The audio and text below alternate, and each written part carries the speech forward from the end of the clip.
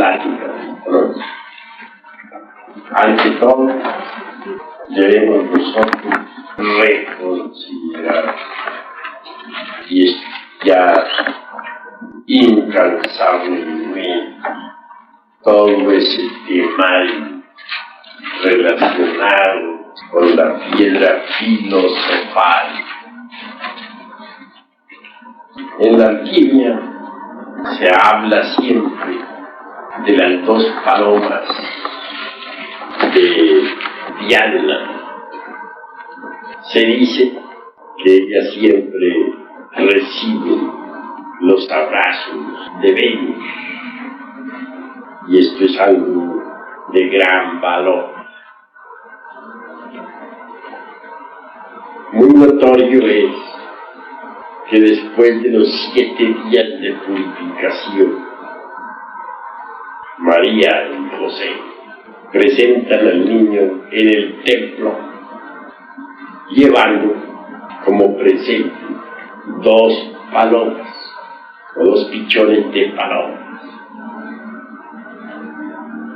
símbolo alquímico extraordinario, maravilloso.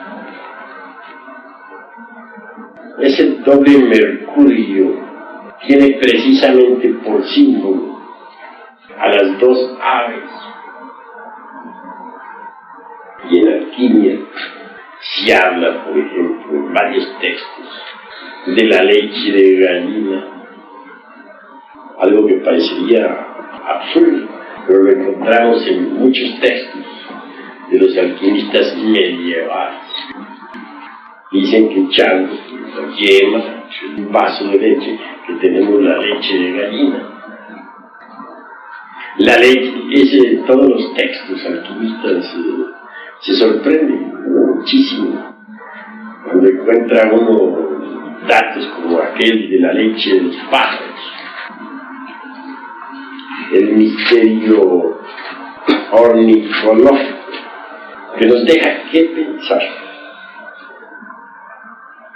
Indudablemente, estas 2 palomas de Diana, tramadas por Venus, lo explican todo. Se trata simplemente de los 2 mercurios tan necesarios para elaborar la piedra filosofal. Vean ustedes, vuelvo a hacer hincapié en esta cuestión de que José y María presentan al niño en el templo, y a los 7 días de purificación, llevando, repito, como presente 2 palomas. Pero ese niño en sí mismo es la piedra filosofal. Eso es obvio. En cuanto a José y María, pues representan al Padre que está en secreto y a la Divina Madre que Entonces los 2 mercurios están constituidos por los 2 polos de la vida,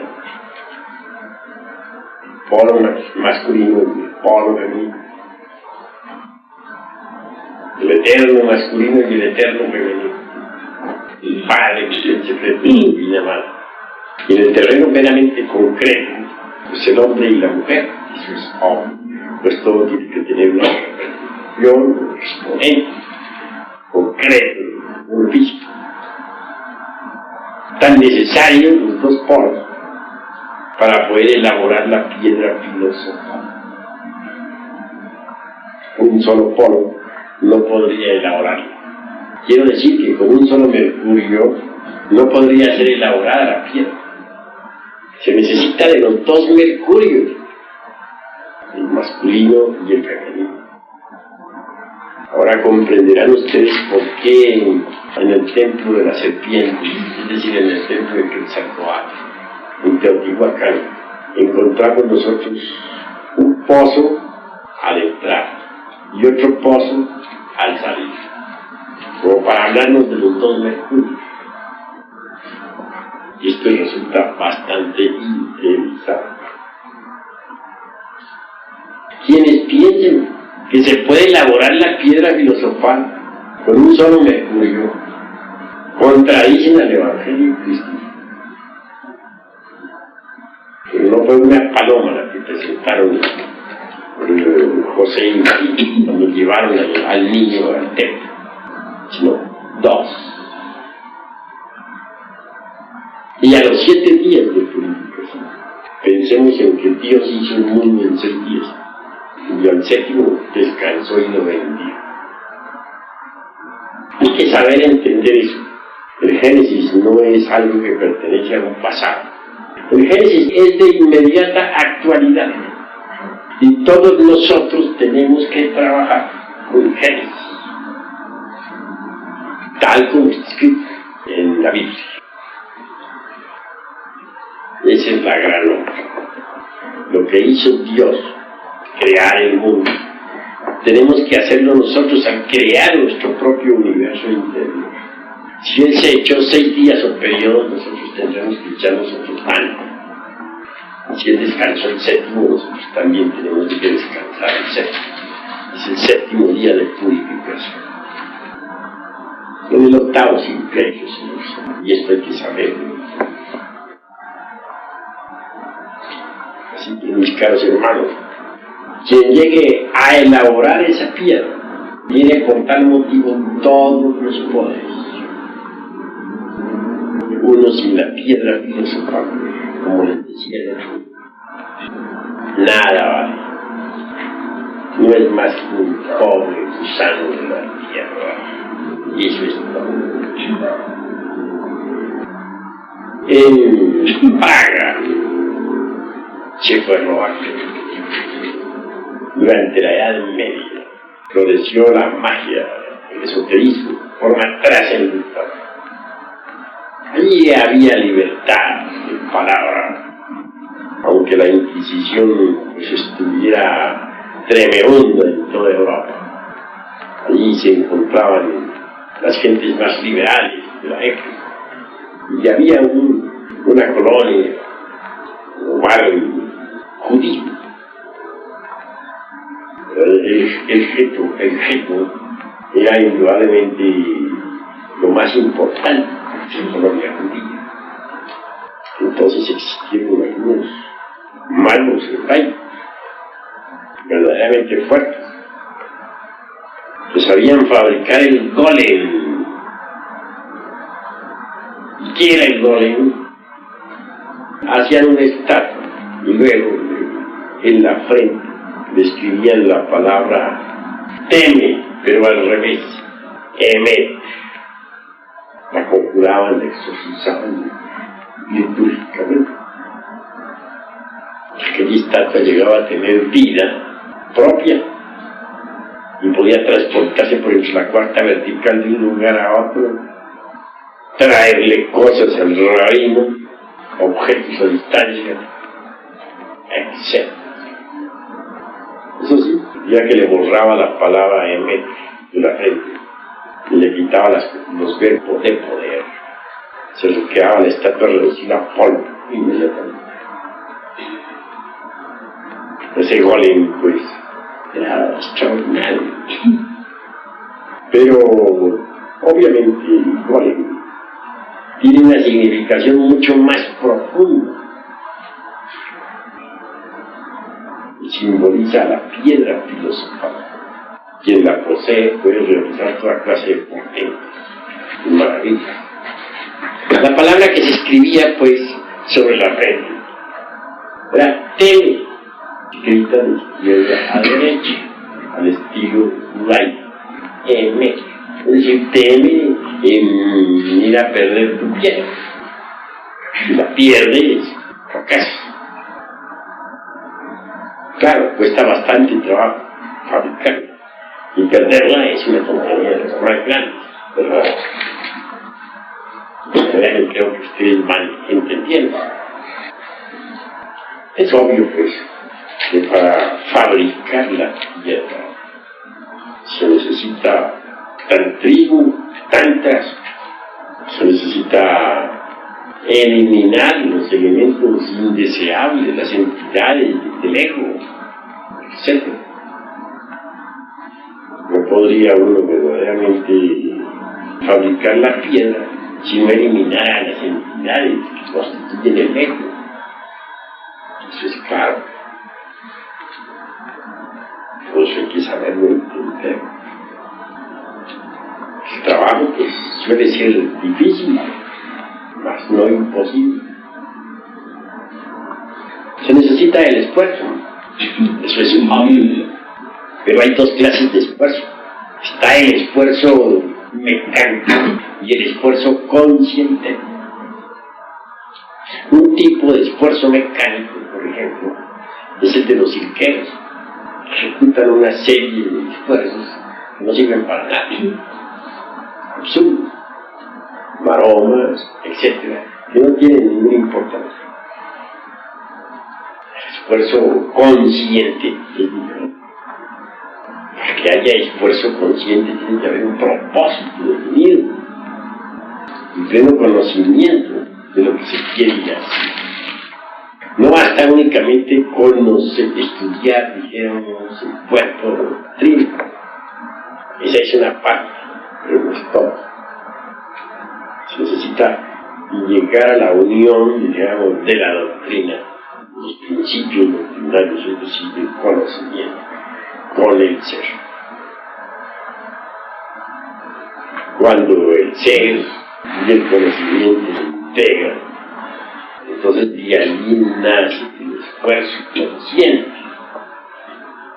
¿Cómo sabe uno que una persona posee un conocimiento, mejor dicho, que posee realmente la comprensión? Voy a decir, de la unión del ser y del saber deviene la comprensión. Es, dijéramos, la comprensión en medio periférico que conecta al ser y al saber. Una persona puede tener conocimientos, pero si no ha logrado pues unir a esos conocimientos con el ser, pues no tendrá comprensión. ¿Y cómo sabe uno que una persona tiene los conocimientos pero no posee la comprensión? Muy fácil. El que solamente tiene los conocimientos no hace sino repetirlos memorizados. Pero si se le exige a una persona que tiene esos conocimientos memorizados, que los exponga en las más diversas formas, de distintos ángulos, en forma espontánea, natural, no podrá hacer. Se contentará con repetir más o menos lo que tiene acumulado en la memoria y eso es todo. Pero quien posee la comprensión puede hablar sobre cualquier parte de la doctrina en forma consciente y explicarla desde los más diversos ángulos. ¿Por qué? Porque tiene la comprensión, porque ha llegado a la comprensión. Y esta comprensión resulta, como ya les dije, de la unión del ser y del saber. Eso es claro. Así pues hay necesidad de unir el conocimiento de esto, lo que uno aprende, unirlo con el ser. Pero ¿cómo se podría llegar a esa unión? Mediante la fuerza del anhelo, mediante la aspiración. Solo así se podría unir al ser y al saber. Cuando uno es comprensivo, cuando uno comprende la enseñanza, pues puede trabajar verdaderamente en forma consciente, hacer esfuerzos conscientes para llegar a fabricar la piedra filosofal. Eso es obvio. Los esfuerzos mecánicos no sirven para nada. Se ha dicho, por ejemplo, que diariamente tenemos que eliminar el mercurio seco y la sal roja. Eso es obvio. ¿Cuál es ese mercurio seco? Ya dijimos, los elementos inhumanos que cargamos dentro. Y la sal roja, ya dijimos, que es ese azufre acidificado, o fuego, dijéramos, del convertidor. Todo eso hay que eliminar, pero los trabajos deben hacerse de forma consciente. Los esfuerzos deben ser conscientes. No se deben hacer esfuerzos cuando no es necesario. O no se deben hacer esfuerzos en largo o cual sentido, más allá de lo necesario. Cuando los esfuerzos se tornan mecánicos, ya no sirven. Y eso es algo que no debemos nunca olvidar. Podría objetársenos, por ejemplo, que no hay necesidad o que por qué insistimos nosotros demasiado en la cuestión pues, relacionada con la transmutación sexual. Hay una base más que seria para insistir en eso. Pensemos en que el sagrado sol absoluto, por ejemplo, se disolvería si no hubiera creado el universo. Fue necesario que el Logos creara el universo para que el sagrado sol absoluto se sustituyera. Esto significa que la fuerza que viene del sagrado sol absoluto al chocar con este universo que fue creado, entonces, dijéramos, repercute, recibe un shock, o regresa al Logos multiplicada.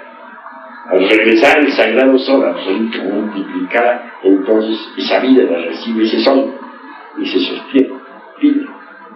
Pero si no fuera por ese shock, pues no podría vivir el sagrado sol absoluto, se disolvería. Ya estaba para disolverse durante la noche profunda del gran Pralaya.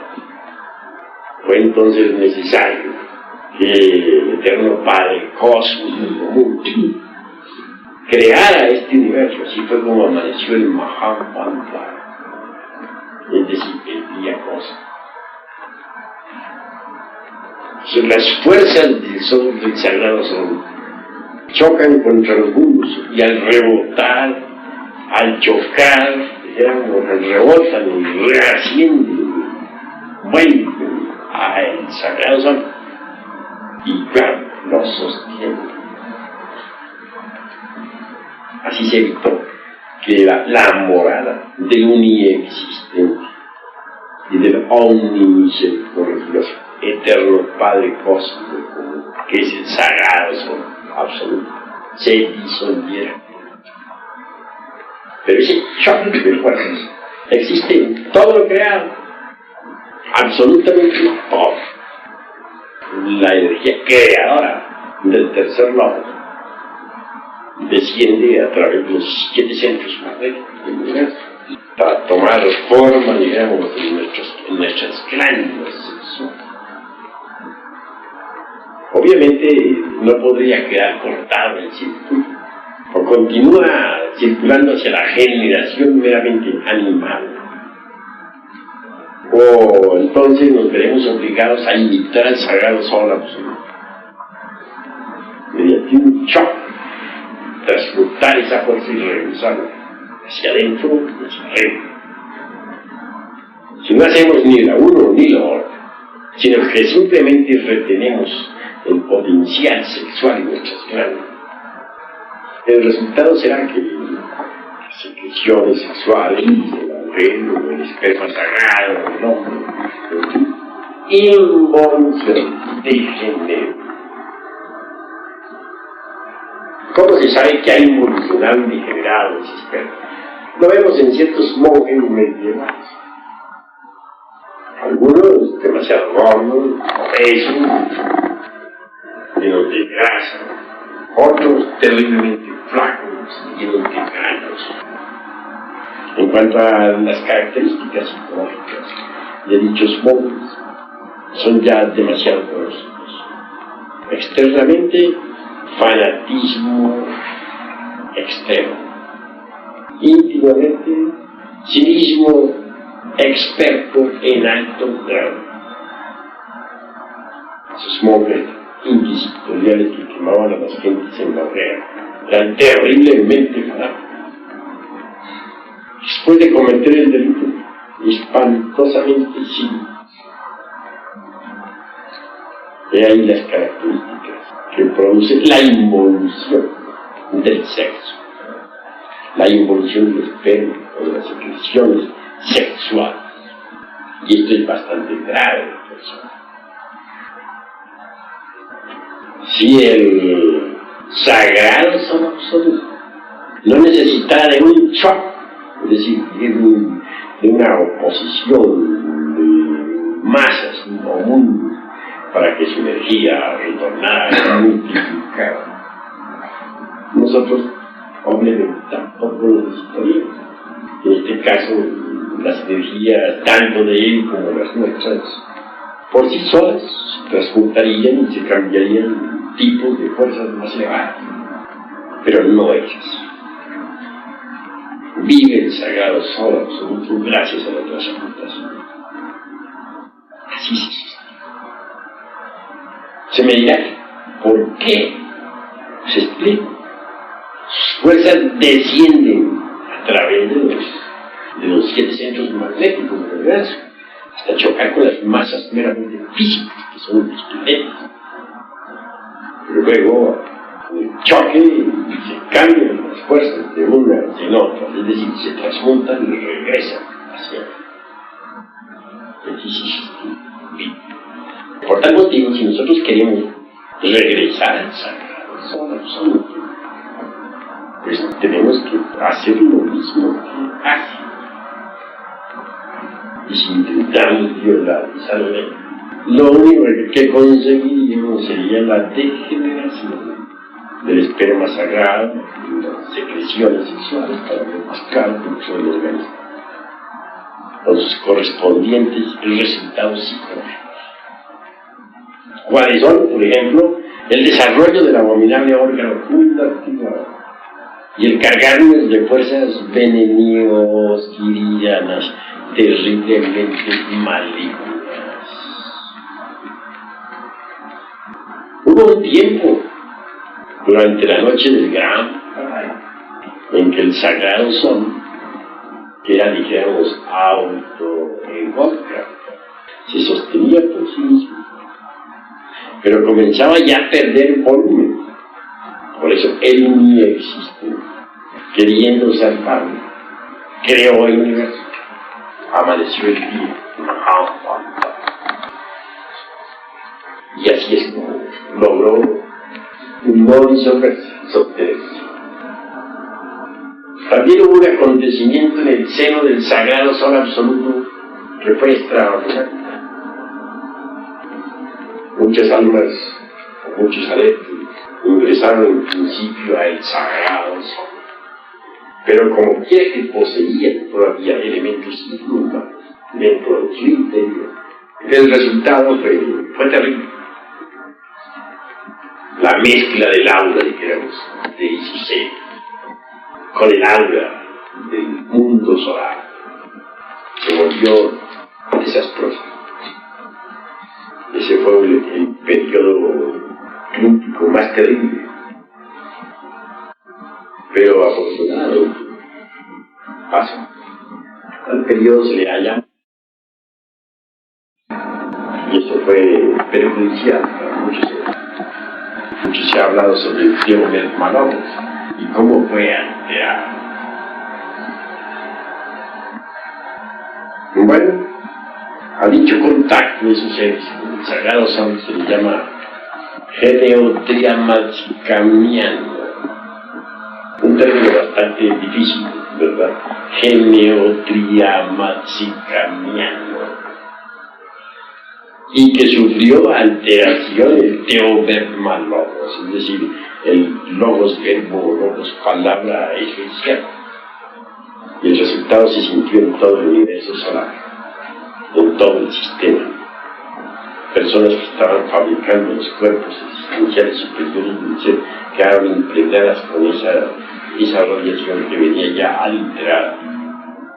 Y muchos individuos que iban para el adeptado en las partes superiores de su ser recibieron perjuicios. Entonces se hizo necesario que el Uniexiste, el eterno Padre Cósmico, creara un mundo secreto de purificación que existe en el sistema solar. En ese mundo secreto, aquellos que quieren ingresar al sagrado sol deben permanecer por un tiempo. Aquí eliminan los residuos que les queden y luego pasan al sagrado sol absoluto. Y los habitantes del sagrado sol absoluto, a su vez, que fueron perjudicados, pues pasaron a morar en ese planeta. Y él se le conoce con el nombre de planeta purgatorio. Bien, todo esto ya habíamos hablado con ustedes a grosso modo, y hoy lo repito, con un solo propósito: hacerles ver que solo mediante la transmutación se puede crear la piedra filosofal, y que al transmutar imitamos nosotros al sagrado sol absoluto. actuamos a tono común. Porque así es como él vive y se sostiene. Ahora, no bastaría solamente la transmutación. Esto tiene que ir acompañado de la eliminación de los elementos indeseables que cargamos dentro. Se necesita del esfuerzo para poder eliminar tales elementos indeseables, pero del recto esfuerzo, no, o sea, del esfuerzo consciente, no del esfuerzo mecánico que para nada sirve. Se necesita que trabaje el centro emocional para poder lograr uno hacer algo útil, porque la sola mente, solo frío intelecto que viene a trabajar no hace nada. En todo caso, no debemos ignorar que en el mundo hay tres tipos de fuerzas. Las unas las denominaríamos influencias A. Son todos esos prejuicios de la humanidad, todas esas leyes, todos esos negocios, todo eso que se llama familia, medio ambiente, etc. Las influencias B son diferentes. Están formadas por las corrientes de tipo esotérico, ocultista, o por lo menos pseudo-esotérico o pseudo-ocultista, etc. Y existen las influencias C, están formadas por, o pertenecen a algo completamente distinto a la humanidad mecánica. Las influencias C parten directamente de la humanidad consciente o de la humanidad divina, que aquellos que ya lograron la autorrealización. Es claro que ese tipo de influencia C no podría ser asequible a nosotros si no se convirtiera en influencias de tipo B. Porque estoy seguro que ustedes no entenderían verdaderamente a un grupo de adeptos resurrectos. Si ustedes llegaran a una sala donde se encuentra un grupo de adeptos resurrectos platicando, sencillamente no los entenderían. O más, si ustedes tocaran vivir con un grupo de adeptos resurrectos en un monasterio, pues francamente jamás los entenderían. Su manera de ser de ellos, su modo de actuar, etc., es tan distinto entre ustedes. La forma de conocimiento es tan diferente. Y por ejemplo, yo tengo que estarles explicando a ustedes lo que es los dos mercurios, con detalle. Ya en que no hay explicaciones. Se entendió con una mirada o con una palabra, y si no se entendió, se amoló. Ahí no hay explicaciones. Se dijo tal o cual cosa, un lenguaje que ustedes, quién sabe ni entienden. Ellos nos van a poner en el carro y hay que explicar, porque estamos hablando de un grupo de adeptos resurrectos que ustedes tocará vivir como un ejemplo, entre ellos. Sencillamente no los entendería. De ellos parten las influencias que podemos denominar influencias C. Para que la humanidad pueda entenderlas, tienen que convertirse en influencias B. Cuando uno entonces entiende que no solamente existen las influencias A, es decir, las costumbres, leyes, negocios, preocupaciones de este mundo, con familia, etcétera, etcétera. Cuando uno comprende que además existen las influencias B, y que las encuentra en libros, en literatura, en historia, cuando a través de diversas informaciones sabe uno que hay una humanidad divina, de donde salen las influencias C. Entonces uno siente por primera vez una emoción muy especial, una emoción muy íntima, que le hace pensar a uno sencillamente en trabajar sobre sí mismo para lograr la liberación, para tener la dicha de ingresar algún día entre el grupo de la humanidad divina. Surge en uno esa emoción, entonces el trabajo se torna consciente. Así es como se trabaja conscientemente. De manera que se hace necesario que los hermanos pongan emoción en el trabajo. No se trata del trabajo meramente intelectivo o mecánico, porque para nada. Todo el trabajo se hace con la emoción. Tiene que haber emoción. Tiene que haber anhelo. Tiene que haber aspiración. La fuerza de la voluntad para el trabajo, ¿de dónde va a salir? Tiene que salir del centro emocional. Del centro intelectual no puede salir la fuerza para el trabajo. Si analizamos el centro intelectual, tiene dos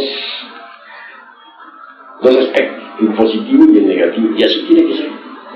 Pues no podría existir el proceso comparativo de la elección, el proceso analítico, la confrontación lógica. Si no tuviera los polos positivo y negativo, sí, pues el centro intelectual tiene dos polos. Positivo es el sí, negativo es el no. Pero quien le da el verdadero valor al trabajo, no es otro que el centro emocional. Es el que valoriza el trabajo. Y de tal centro sale la voluntad consciente que le permite a uno seguir el trabajo. No la voluntad mecánica, que para nada sirve, sino la voluntad del ser. La voluntad consciente, que es lo que cuenta. Solo con ese tipo de voluntad puede uno perseverar en el trabajo hasta triunfar. Así pues, transmutar es una parte y eliminar es otra parte. Eliminar el mercurio seco de la alquimia, es decir, los diversos yoes o agregados psíquicos que en su conjunto constituyen el mí en sí mismo. Pero para eliminar esos agregados, se necesita que haya esfuerzo consciente, no simple esfuerzo mecánico. Tiene que trabajar el centro emocional, no el intelectual. A medida que los hermanos se vayan informando sobre la técnica del trabajo, irán trabajando en forma más eficiente. Eso es claro. Pero no bastaría solamente informarse sobre la técnica del trabajo. Hay que trabajar. Porque una cosa es conocer el trabajo o interesarse por el trabajo. Y otra cosa es trabajar. Lo más grave en el trabajo es la depresión. Cuando surge la depresión, pues queda el trabajo suspendido. Y si la dejamos tomar fuerza, pues ella continuará indefinidamente. En la depresión, los 5 centros de la máquina, dijéramos, se hunden entre el agua y ya no funciona. Entonces viene el fracaso. Pero uno puede salir de la depresión. ¿Cómo? Mediante el recuerdo de sí mismo. Muchos dirán que siempre se acuerdan de sí mismo, eso es falso. Podría un individuo vivir 20 años encerrado en un cuarto, sin salir para nada a la calle, y sin embargo no se ha acordado de sí mismo ni un solo segundo. Siempre ha estado fuera de casa. ¿Qué es lo que se llama entonces acordarse de sí mismo? Pues sencillamente agotar el proceso del pensar, aunque sea por un instante. Agotar toda la corriente de deseos, emociones, pensamientos, sensaciones, aunque sea por unos cuantos minutos. En ese instante se ha acordado de sí mismo. Ha venido a darse cuenta que él no es el pensamiento, ni los deseos, ni las emociones, ni las pasiones. Está más allá de eso, es el ser. Pero son raros los que siquiera por un minuto suspendan la corriente de pensamiento, deseos, emociones, etc. Y hay que hacerlo diariamente, acordarse de sí mismo.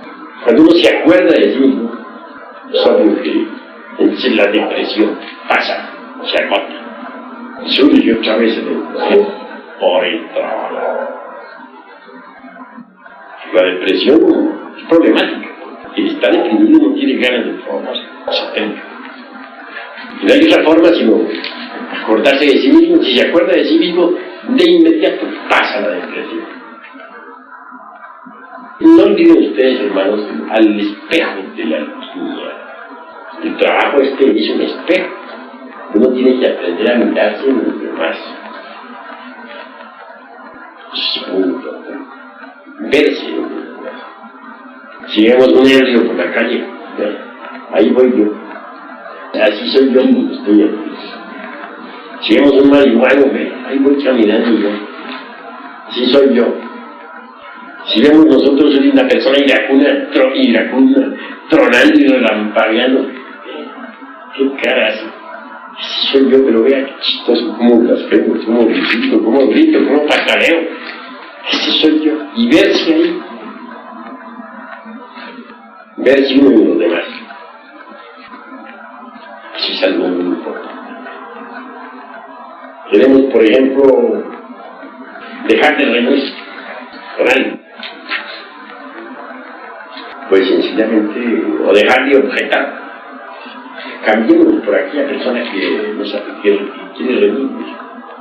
A través de la meditación, cambiemos nuestra personalidad por la de la persona que ya está riendo. Sintámonos ser esa persona.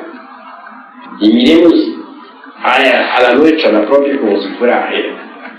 Sintámonos ser aquella que quiere pelearnos, aquella que es causa de nuestros maestros. Imitémosla en todas sus modalidades, gestos y palabras, formas y maneras de ser. Sintándonos en meditación, identificándonos con ella, con esa persona. Si lo logramos, desaparecerá de hecho el deseo de reunirse. De hecho. Veremos entonces a nuestra persona como algo extraño y comprenderemos a la otra persona porque nos hemos identificado con la otra persona. Al comprenderlo, pues, todo habrá pasado. Se acaba el deseo de estar poniendo objeciones, de estar riñendo. Tracémonos diariamente, por ejemplo, el deseo de poner objeciones, aunque sea 1 hora diaria. No es mucho trabajo, ¿verdad? Poder permanecer 1 hora diaria sin poner objeciones a nada, aunque nos estén insultando, aunque nos estén ironizando, que nos estén molestando. Más tarde podremos aumentar el tiempo a 2, 3 horas y al fin nunca volveremos a poner objeciones a nada. Aprenderemos a vivir en paz. Esto es muy importante, hermanos. Se trata de cambiar. Es doloroso, sí, no es posible obtener un cambio sin dolor. Es claro, cualquier cambio de verdad íntimo tiene que producirse a base de dolor. Sin dolor no se hace posible los cambios. ¿Cómo? Sí, pues cuando se dice que hay que, en masonería, por ejemplo, que hay que labrar la piedra bruta hasta que convertirla en la piedra cúbica perfecta. Se trata de que hay que elaborar la piedra filosofal. Y en masonería se confunde eso simplemente con la moral. Y realmente se trata de eliminar los elementos inhumanos, por una parte, y transmutar por la otra. Y así se consigue la elaboración de la gran piedra. Es lo que muchos hermanos no han entendido. Se anhelan muchas cosas. Por ejemplo, la transferencia de la conciencia. Muy bonito es eso. Poder transferir la conciencia a cualquier rincón del universo. Y sabemos que mediante el fuego serpentino es posible hacer salir la conciencia, por ejemplo, por Brahmarandra. Esta parte situada aquí donde está, digamos, la frontalera frontal de los recién nacidos, proyectar la conciencia, transferirla a otra persona y entonces quedamos conviviendo, si dijéramos identificados con otra persona o a cualquier otro remoto lugar del universo para ver, oír y experimentar las maravillas del infinito, etcétera, etcétera. Pero ¿cómo podríamos transferir conciencia? Hacer la transferencia de la conciencia si todavía no hemos eliminado los elementos indeseables que cargamos dentro del mercurio seco, como se dice en la alquimia. Podemos llegar a una iluminación verdadera, pero primero hay que morir para poder ser. Solo con la muerte adviene lo nuevo. Así pues se necesita el la constancia, hasta triunfar. Pero, como les digo, hermano, no basta que ustedes reciban la información. Esta información, este conocimiento debe unirlo al ser. Y solo pueden unirlo al ser mediante la ley. De la unión del conocimiento y del ser deviene la comprensión. Cuando uno ha logrado la comprensión, trabaja conscientemente, solo sí. Bien, ahora vamos a guardar preguntas, a ver, los hermanos querían preguntar. Sí, maestro. Desde luego que desde el punto de vista trascendental, digo, es maravilloso, pero en la vida práctica, cuando se tratan asuntos totalmente de orden administrativo, ponemos por caso, claro, uno tiene que vivir también con los pies puestos en la tierra, ¿no? Entonces, en torno de una mesa deliberante, creo que uno tiene que exponer los puntos en los que no esté de acuerdo con alguno de los exponentes.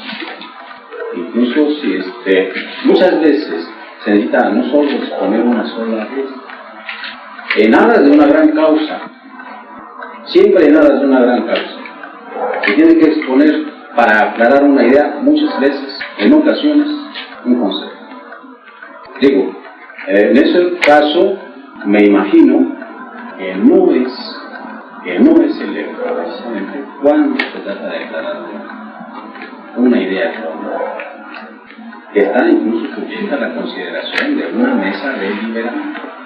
Bueno, en todo caso voy a decir, yo he visto deliberantes de cierta clase que me han dejado pensando. Por ejemplo, he visto un grupo de las 7 potencias, que nosotros las invocamos pues para distintos trabajos, deliberaban sobre ciertas formas astrales, imágenes, símbolos, por todos percibidos. Uno decía, bueno, tal símbolo presenta tales y tales características, y por lo tanto, el concepto significa tal cosa. Tomaba otro hermano la palabra y decía, después de reflexionar, decía, he visto también ese mismo símbolo con este otro ángulo, y considero que por tal motivo reviste además esta otra característica. Punto. Llegaba el otro y veía otra característica del mismo símbolo, y cada uno iba exponiendo su concepto, ya se expuso a totalidad concepto. Los mediante la reflexión comprendieron de una forma tan evidente que no entendieron y llegaron a la acuerdo. Sin discusión. He visto también a los maestros, por ejemplo, en el templo de la Bahía Blanca, discutiendo, o no discutiendo porque sería absurdo, sino dijéramos platicando, estudiando todos los misterios de la gran obra. Cada uno va dando su concepto. No hay un concepto sin haber reflexión. No hay discusión. Ahora bien, considero que en una mesa pues de debates, como se dice, que cada uno diera su concepto de reflexión.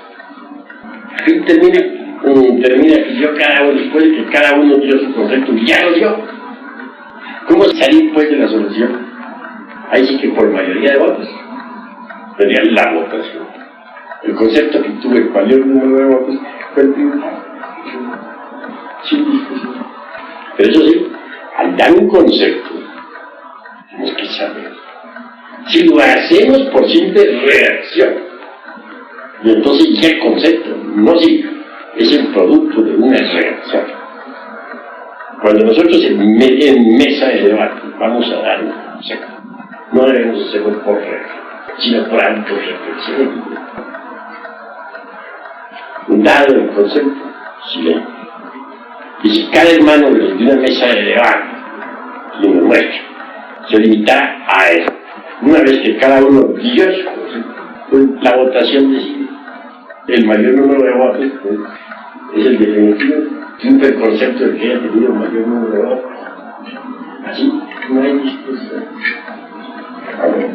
Si yo le expusiera en estos momentos mi concepto, sería una reacción o sería una reflexión. Porque conozco otro procedimiento,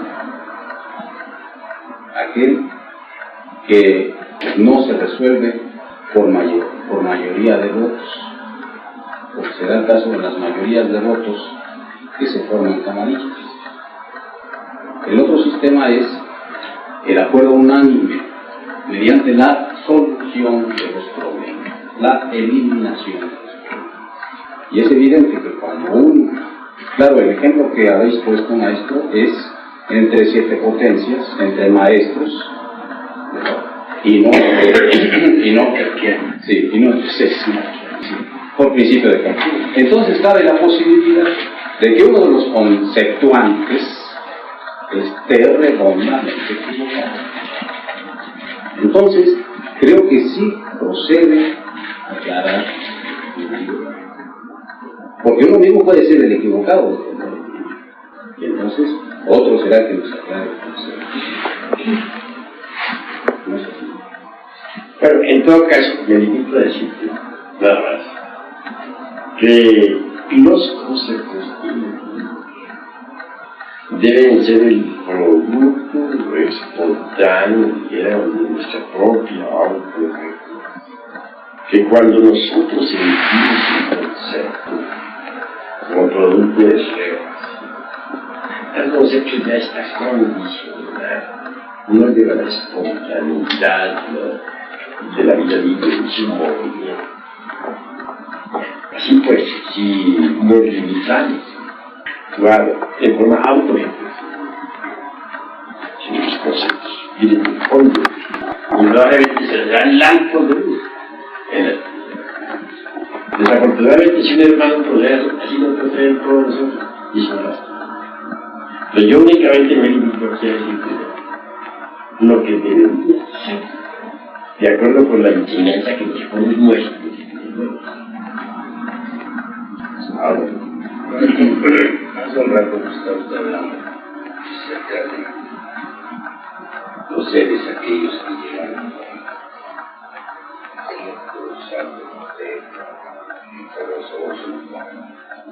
se había creado un nuevo sistema al cual no la palabra será que no te llaman Sicano o que no te llaman Sicaniano.